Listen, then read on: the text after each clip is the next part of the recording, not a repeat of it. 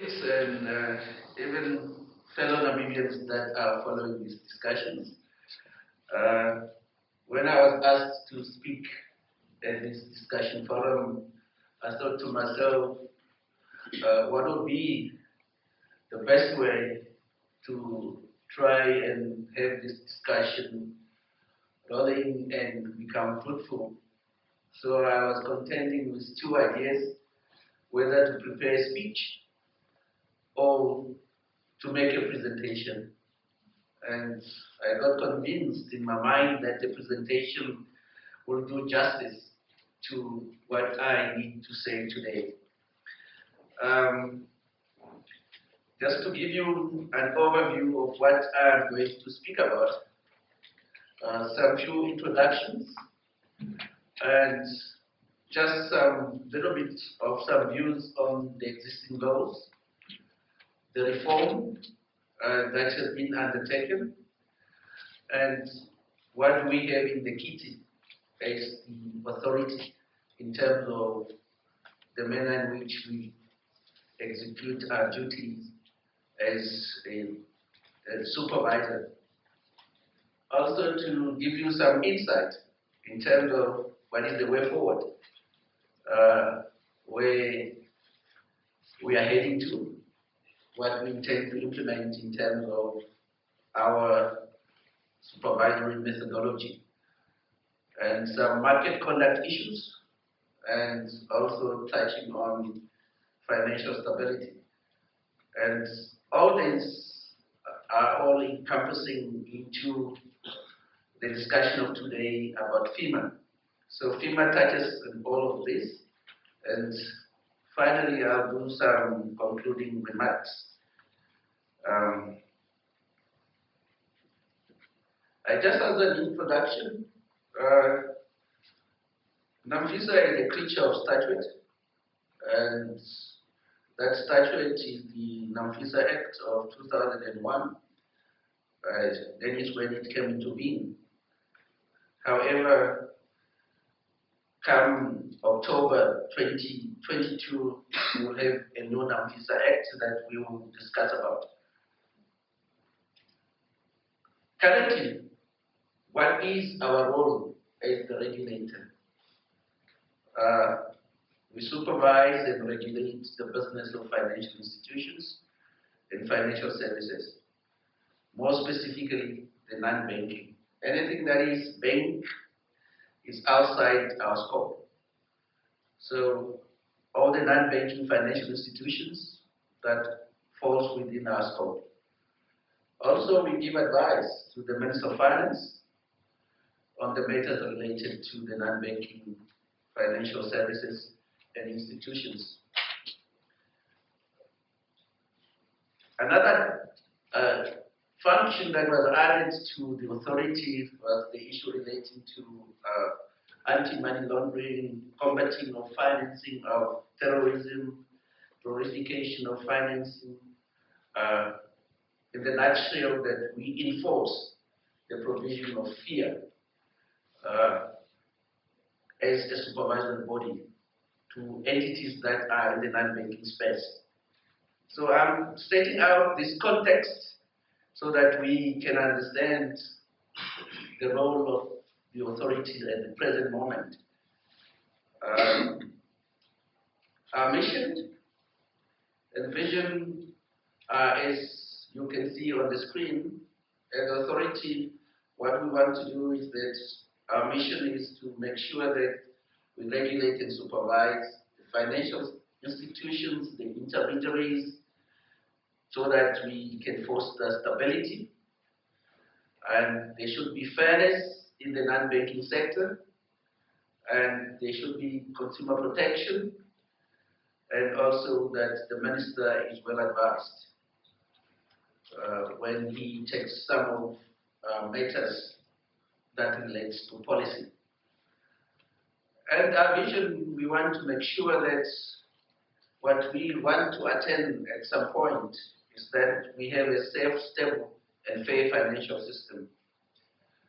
And that system should contribute to economic development of Namibia.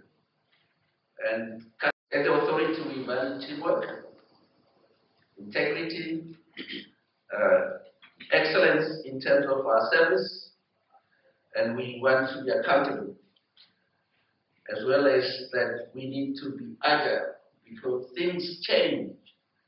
However, agility should be balanced with certainty in terms of what is applicable in terms of the law. So that is in the nutshell what we have at NAMFISA. So I took the data, I spared the audited financial statements that we released last year. I didn't want to release the data of the financial year that ended March, which we are going to submit to the minister by the end of June. So you can see how significant the non-banking sector in Namibia is. Generally, in the world, you find that the non-banking sector is smaller than the banking sector. But in Namibia, it's different. The non-banking sector is quite large. And also, what the policymakers had decided was that here in Namibia, we will not have regulators for each and every specific sector, like in other jurisdictions. If you take a jurisdiction like, say, in Zambia, you'll find there's a regulator for pension funds, there's a regulator for capital markets, there's a regulator for insurance, and there's a regulator for microfinance. But in Namibia, this has been brought together under one roof, and that is quite an enormous task that is bestowed on the authority.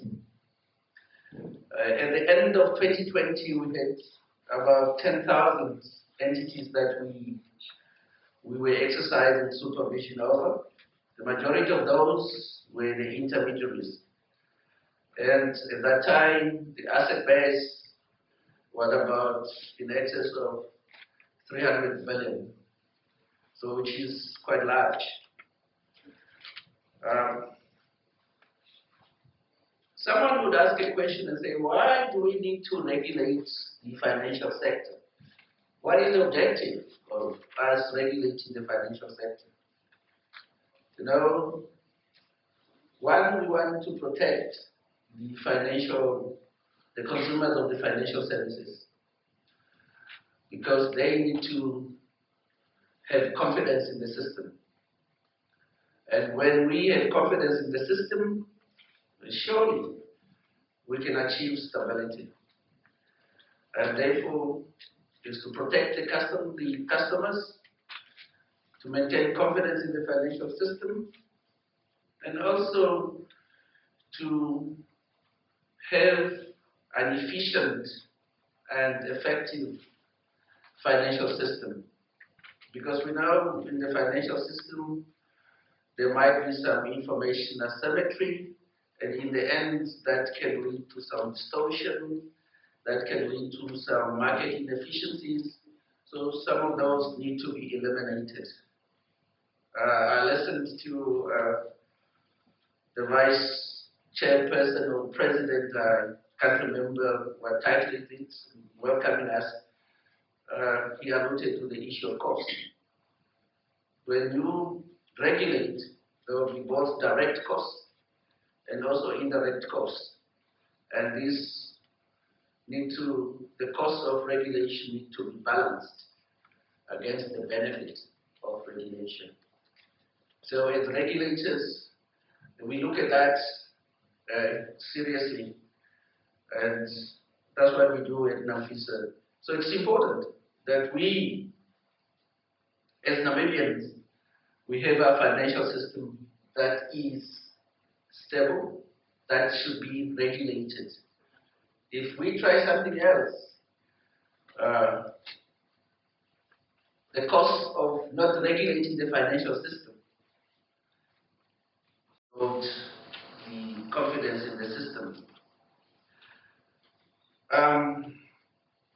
That was just trying to share some context in terms of NAMFISA and why we exist. Now, coming back to the current legislative instruments, there are many of them that we have, which were enacted at different times. Some are even older than myself. Especially the Pension Funds Act was promulgated in 1956. I'm looking around, I don't see anybody of 1956 here. So we are much younger for that act. And I see Anthony is looking at me, maybe it's closer to 1956. So they are old, and the world has moved on. And when these laws were being made, the manner in which regulation was done was more of compliance, where you needed to tick some boxes. Do you have A, B, C, D? And say, oh, great, you are doing fine. But the world has moved on. And regulation now is based on risk other than just compliance. You can also understand that the supervisory powers and enforcement powers are very, very inadequate because these laws were enacted very, very long time.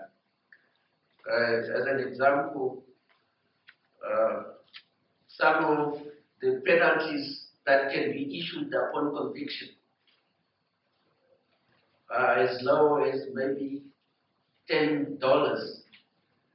So I'm sure someone might even choose to pay $10 other than complying. So those are some of the challenges that as Namibian we are facing. Also the challenge that we have is that if you look at NAMFISA, the current NAMFISA Act introduces or has introduced the two institutions, which is the board, which is the administrative board, and the registrar, who is the CEO.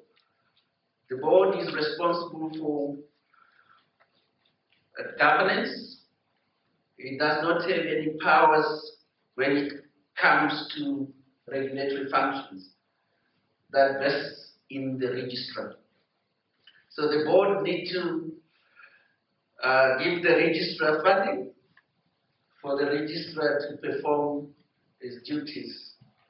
So you can see the tension, and that tension is something that also affects the execution of mandate.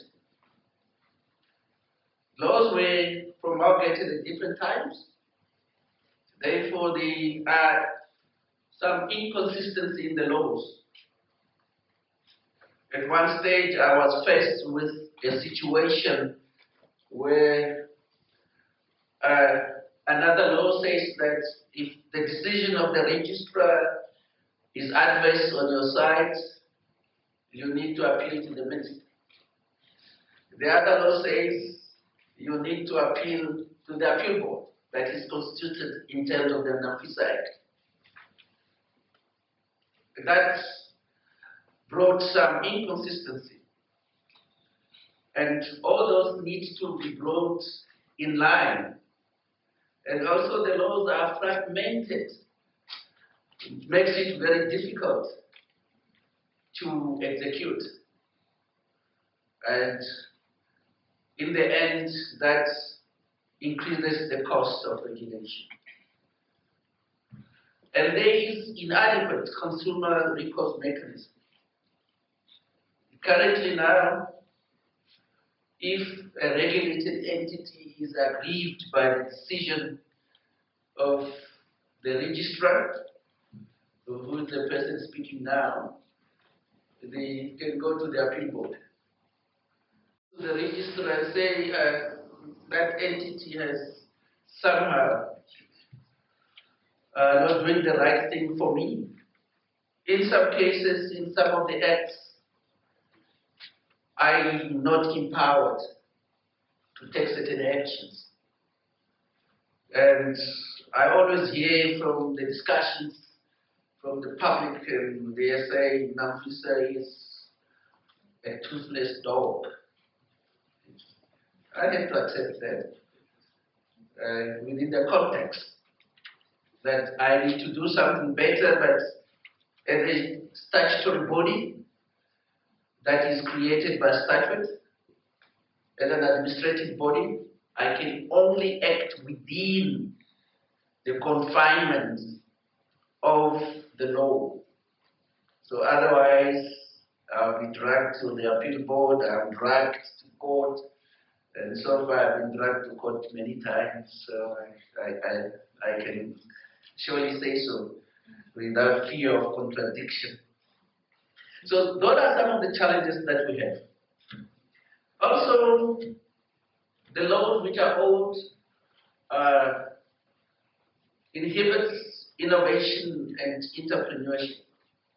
I remember one time I need to enforce the law under the Medical Aid Funds Act to do away with gym rebate, and there was an uproar. And I tried to take a business decision by saying, can I allow you for a month to try and unwind those practices? And some of the regulated entities dragged me to the appeal board, and they won because I did not have powers to do so. So I needed to stop it there and write it. So you can see how difficult these old laws are in terms of that they are not flexible and they are trying to inhibit innovation. You know, the sector has become so interlinked, but when you look at these laws, it does not recognize those interlinkages in the industry. And I always hear the public also saying, look, NAMFISA should conduct more of consumer education. For sure, we are trying to do our best. Currently, the law does not explicitly mandate us to do so. And also, currently, the law does not explicitly tell us to look at financial stability, which is a crucial point, which I'll also address in this presentation. So with all these concerns, which were raised by many stakeholders, notably of them, the IMF, World Bank, the parliamentary committees, let alone the stakeholders, the consumers, that necessitated the reform that was undertaken, which has spanned over 10 years. So that is the picture at the moment. And now let me take you to the picture into the future. The reform. As I've said, this has been in making for over 10 years. Over 10 years, we managed to bring in the Microlending Act, which is now being enforced. And we know what was happening in that sector because they were regulated by a regulation which was found to be wanting. We now have the NAMFISA Act of 2021 to be operational in October 2022. We now have the Financial Institution and Markets Act, which should also come into operation in October. through Parliament, and again, it did not reach the final step. There are some few consultations that still need to happen on that bill so that it can be finalized. Just to give you an idea, the Financial Services Adjudicator Bill, this bill wants to make sure that the consumers of financial services have a recourse mechanism to be able to go and complain to the adjudicator. And the adjudicator will make a determination. And that determination of the adjudicator, if someone is aggrieved about it, then he can proceed to the High Court. And the idea is that the consumers should lodge their complaints free of charge.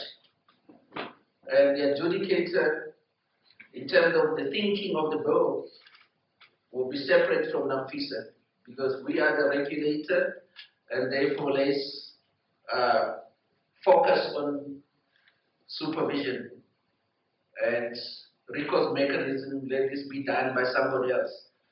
That we should not find himself in a very conflicting situation.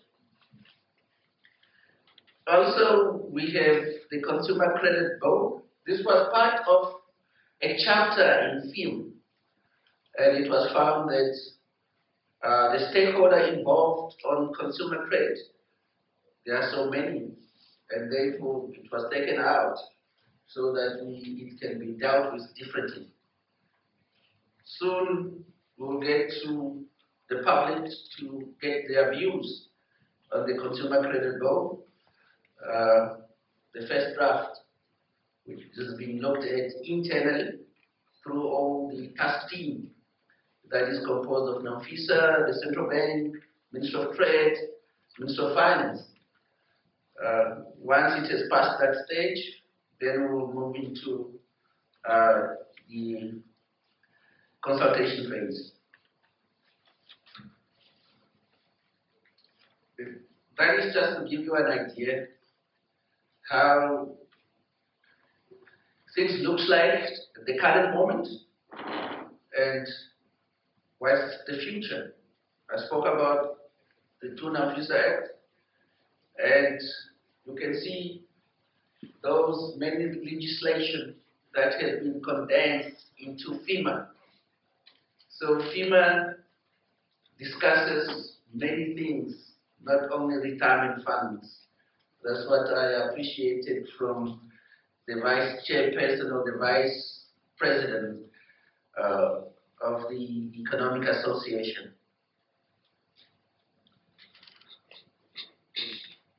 Also, to give you an idea, in terms of the provision of credit, that's what will happen. We'll do away with the Usury Act, the Credit Agreement Act, and the current Microlending Act, and then we will have a Consumer Credit Bill. And the recourse mechanism, which specifically at this point in time, we don't have a specific law in place, and in future we'll have the Financial Services Adjudicator. So, what does the NAMFISA Act entails? Just some few highlights. The NAMFISA Act is based on the international accepted principles regarding regulation of the financial sector. And when you look at that law, the NAMFISA Act is not so big like FEMA, so it's not intimidating to read. So it's easier to read. It has the objects there and how the object can be attained. It gives NAMFISA adequate powers that it can execute its duties, and it permits the minister to make regulations which are not inconsistent with either the NAMFISA Act or FEMA. And also provides for NAMFISA applied consistently. So it's quite explicit in that law.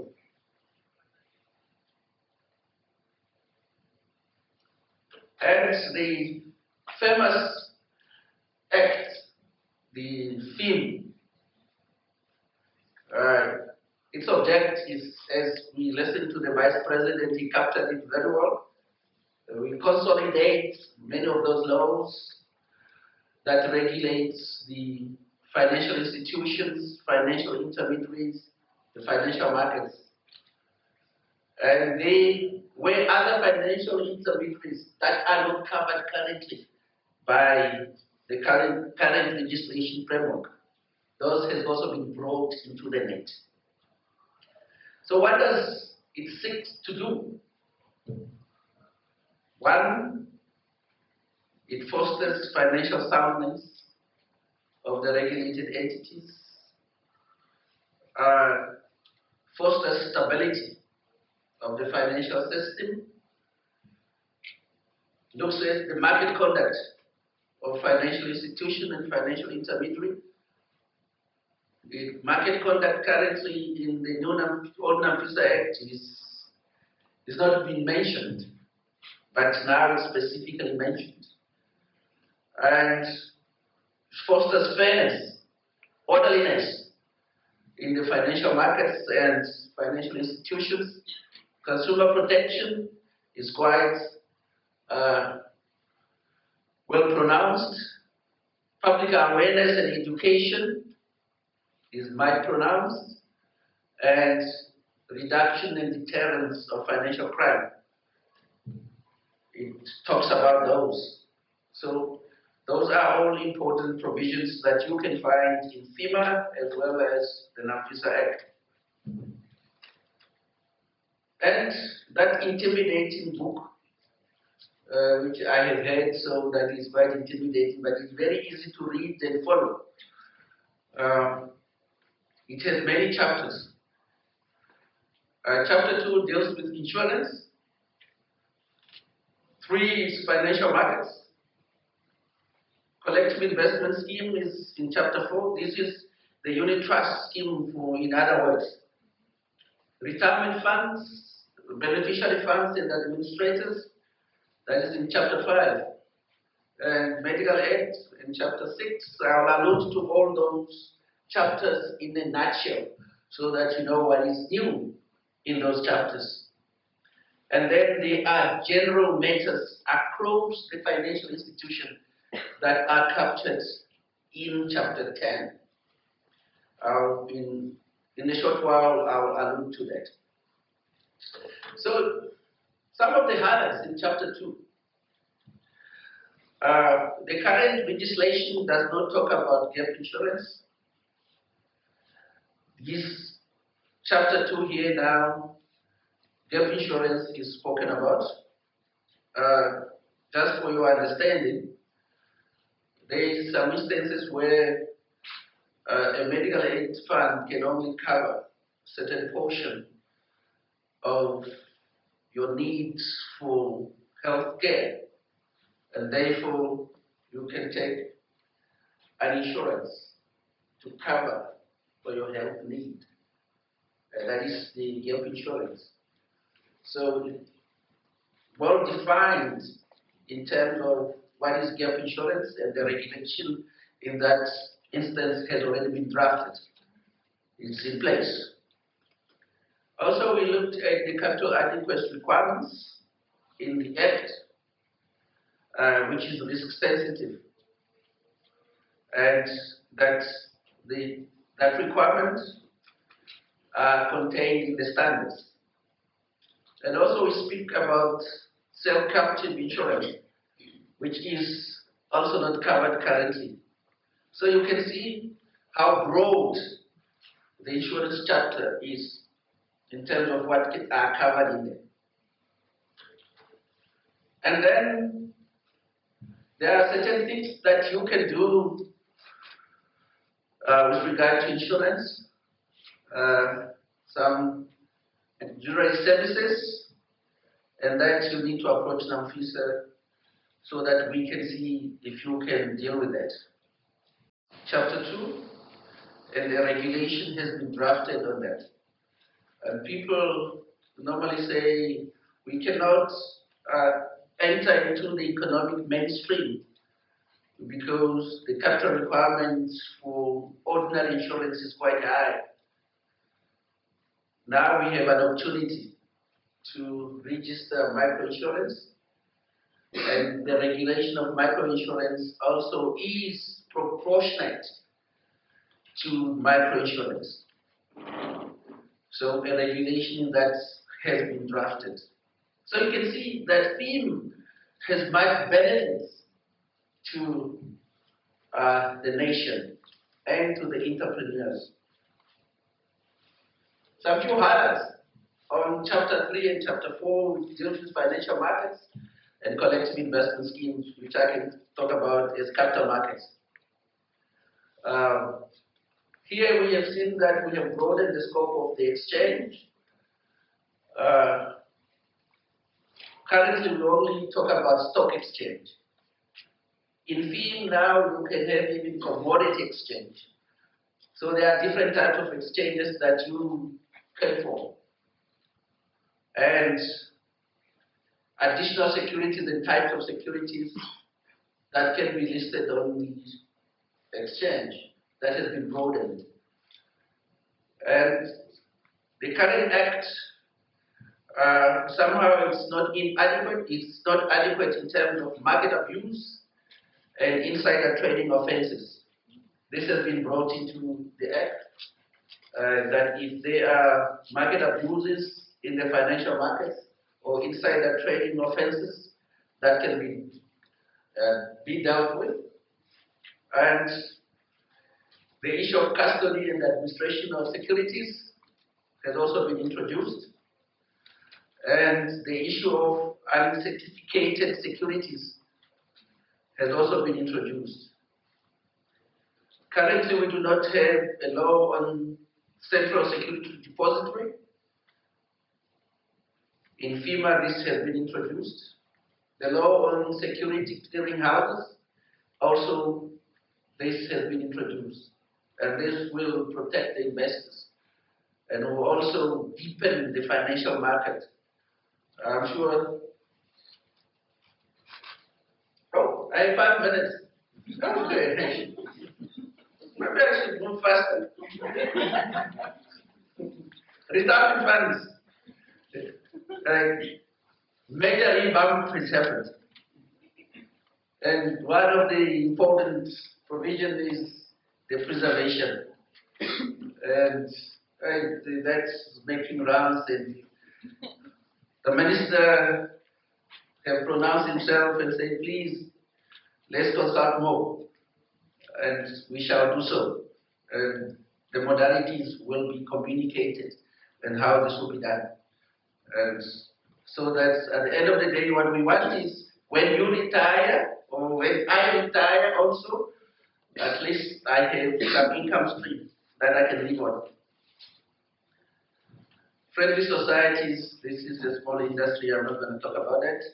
Medical aid, I think the only important thing here, what I can say is some of the intermediaries in the medical aid funds sphere have been included in FEMA, and the provision regarding NAMF has not been touched. That was left intact. And just a few highlights, which are something that is important. All regulated entities their key persons, the principal officers, need to be fit and proper. Otherwise, they will not play in that space.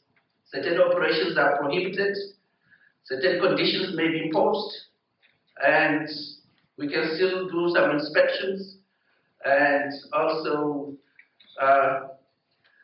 we can issue standards, like I said, and most importantly, the authority will have the power to direct an institution and say, please remove that person, is not fit and proper.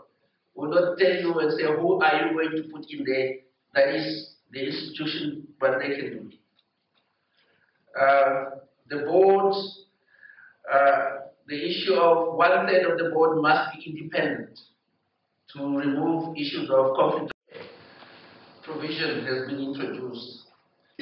And something that I forgot to say, which is very, very also important, is in the pension fund space, there are some provisions where if a contravention is detected,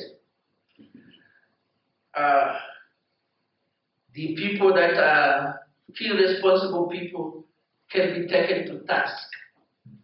So maybe to put it differently, they can be taken to jail.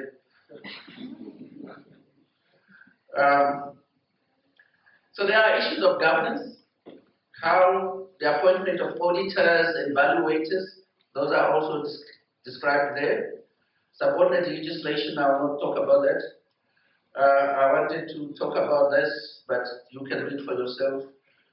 The toolkit that I will leave, that you can read. Risk-based supervision, I'll just speak in general. This will also be introduced on the 1st of October, where we will concentrate on entities that are more riskier and pose issues on the systemic risk for the financial institutions. So the approaches that I'll leave that you can read, I think where I want to go is this you can read. Just to show you something in terms of market conduct. From 2017 to 2021, we received complaints over 3,000. And through our intervention mechanism, we could put back in the pockets of the consumers 88 million. And I have given you a picture. These slides will be made available.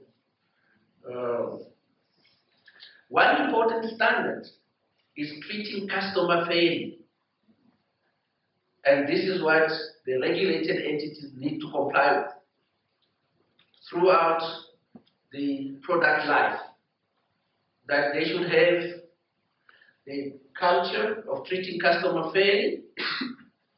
During the design phase, that information should be explained clearly and no unreasonable barriers, and protection of privacy and data, that should also come into play. And finally, because I'm given 5 minutes and people want to ask questions and discuss, financial stability, this is key. You have heard in the beginning that FIM and NAMFISA Act fosters financial stability. Why is it important? It's important because we want to make sure that this financial system is sound and there's trust in the financial system. And that we want to eliminate the phenomenon that which could exist. People can run to the financial institution and grab up their money that can destabilize the economy. So if people think that the financial system is not stable. And why this thing is so important? When the system is stable, resources can be allocated efficiently and the risks can be managed properly, and this can lead to full employment of a given country. And also the price movements can be very stable. So stability is paramount for economic growth, and that transactions in the real economy are made through the financial system. That's why we need to have the financial system that is stable. And that's what FEMA and the new NAMFISA Act brings to the table. And finally, just to conclude, NAMFISA and FEMA Act, or FEMA Act, should come into effect on the 1st of October. The subordinate legislation, excluding the one the minister mentioned, should come into effect 1st of October. Risk-based supervision, 1st of October. And legislative tools that is going corrected. it's imperative so that we can have a stable system, we can develop and deepen the financial markets, there's consumer protection, ultimately, that leads to economic development in Namibia. So I had so much to tell you, but time is short. Thank you very much. I can end here.